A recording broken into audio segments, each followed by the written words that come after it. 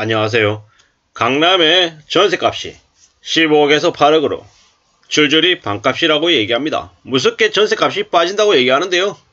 감히 말씀드리건대 몇 년이 지나면 저 가격이 전세 이야기가 아니라 매매 이야기가 될 것 같습니다. 강남의 매매가가 15억짜리가 8억으로 줄줄이 반값이 됐다. 이런 뉴스들을 보게 될 것 같습니다. 제가 드리는 말씀이 개소리가 될 것 같습니까? 아니면 진실에 가까워질 것 같습니까? 한번 두고 보자고요.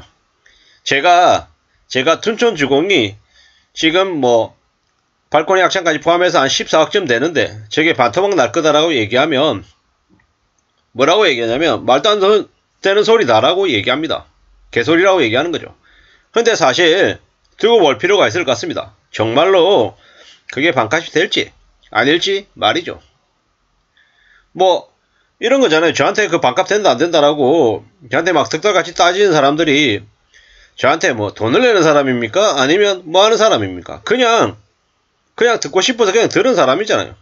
마음에 안 든다? 생각이 다르다 하면 어떻게 하면 됩니까? 안 들으면 됩니다.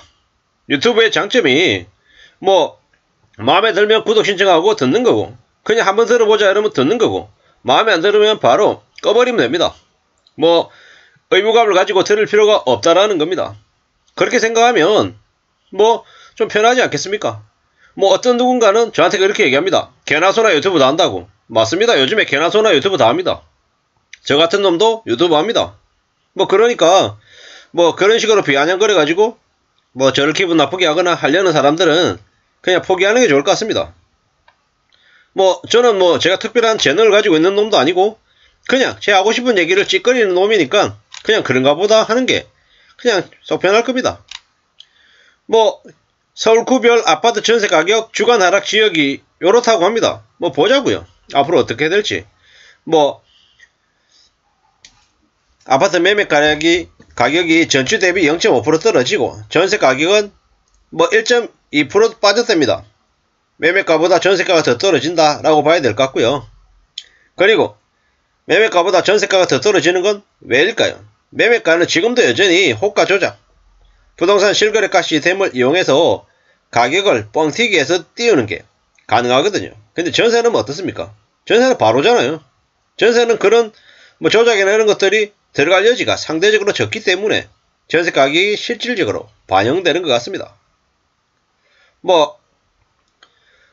전세 가격 하락폭이 매매보다 더 떨어졌다. 왜 그러겠습니까? 이제 입주 물량이 많아지니까 그런 것 같습니다. 강북구 미아동의 SK 북한산시티 33평이 전세가가 5억 5천에서 거래되다가 지난달에는 3억 3,500만원에 거래됐답니다. 많이 떨어졌네요. 대략 한 40%가량 떨어졌는데요. 저는 이렇게 생각합니다. 전세가는 사용가치다. 매매가는 전세가와 가격의 차이가 얼마가 나는 게 적당할까요? 한 20% 정도 나는 게 적당하지 않을까 라고 저는 개인적으로 생각합니다. 10%일지 아니면 30%일지 25%일지 제가 정확한 건 잘 모르겠어요. 그냥 이제 살아가는 생활인의 입장에서 봤을 때 무슨 생각이 드냐면 미아동의 SK 북한산시티 30평대 전세가가 3억 3,500이다 라고 하면 매매가는 한 대략 얼마가 적당할까? 4억 정도가 적당할 것 같습니다. 예전에 같이 근무하던 회사의 동료가 이 북한산시티 30평대 살았거든요. 매매가 한 4억 정도 했대요. 4억 5천이었나? 정확하게 모르겠는데 그쯤 했다라고 저는 기억을 하고 있습니다.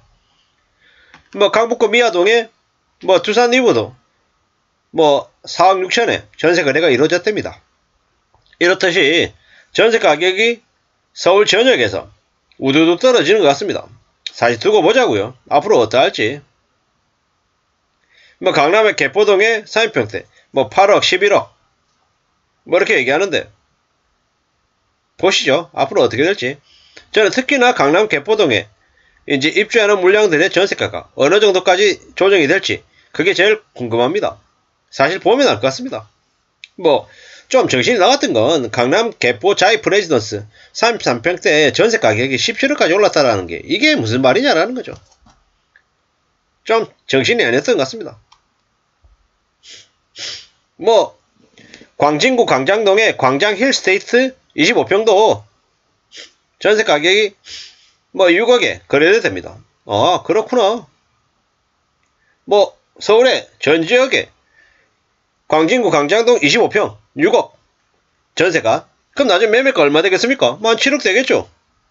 개포자의 프레지던스 저기는요 30평대 뭐 매매가 어느 정도 하겠습니까? 한 10억 하겠죠. 25평은요 한 7억 8억 하지 않겠나? 뭐 이런 생각을 해봅니다. 뭐 엄청나게 올라가고 엄청나게 떨어지고 이런 것들은 다 어떻게 되냐, 사이클에 따라 시가가 변할 거다라고 봅니다. 금리가 올라가고 있기 때문에 쉽사리 매매가가 올라가기 어렵고 전세가도 더더욱더 올라가기 어렵다라고 봅니다. 미국은 미연준은 기준금리를 3월달에도 0.25% 올리고 5월달에도 0.25% 올릴 것 같습니다. 한국은 2월 23일날 어떻게 하겠습니까? 0.25% 올리겠죠. 6월달에 3.75 만들겠죠. 그 다음에 또 0.25 또 올리겠죠. 그럼 4% 되겠죠. 그러면 그 서울대의 김경민 교수가 얘기하듯 기준금리 4% 되면 한국 부동산이 2018년 가격으로 내려간답니다. 그럼 그게 2018년 가격으로 조정이 되는 게 언제다? 2023년 상반기다라는 거죠. 그런 다음에 2023년 하반기가 되면요 한 2017년 정도 가격으로 내려갑니까? 뭐 그러겠죠. 그 다음에 2024년이 되면요 2016년 가격, 2025년이 되면 뭐 2015년 가격 정도로 내려가지 않겠습니까? 그리고 그 이외에는 그 가격대로 쭉 횡보를 할 것 같습니다. 이렇게 본다라는 겁니다. 앞으로 우리가 살아가는 삶이 함부로 욕심부리거나 함부로 몸 걸어서는 큰일 난다라는 걸 알려주는 것 같습니다. 뭘로? 시중금리로. 시중금리가 미치듯이 올라가면 그로 인한 충격이 꽤나 클 것 같습니다. 그동안에 너무 쉽게 생각하고 갭투기해서 돈을 수억을 수십억을 벌 것처럼 환상에 빠졌습니다. 근데 그건 사실상 그 관련 업계 건설업계 조작이고 사기고 개수작이었다는 생각이 듭니다. 앞으로 더욱더 함부로 누군가의 말을 믿지 않는 게 낫겠습니다. 사람들이 이게 돈이 된대, 이게 큰 호재가 될 거래 라고 얘기하는 말을 내가 듣는 순간 그건 이미 호재가 아니고 이미 좋은 기회가 아니다라는 겁니다. 왜? 남들이 다 알았으니까. 나뿐만 아니라 다른 사람들도 그거 하려고 했다고 하고 다 뛰어들 쯤이니까 그냥 거의 끝났다라고 보면 맞는 겁니다. 함부로 욕심부리지 않아야 된다는 걸 지금의 뉴스가 우리에게 알려주고 있는 것 같습니다. 감사합니다.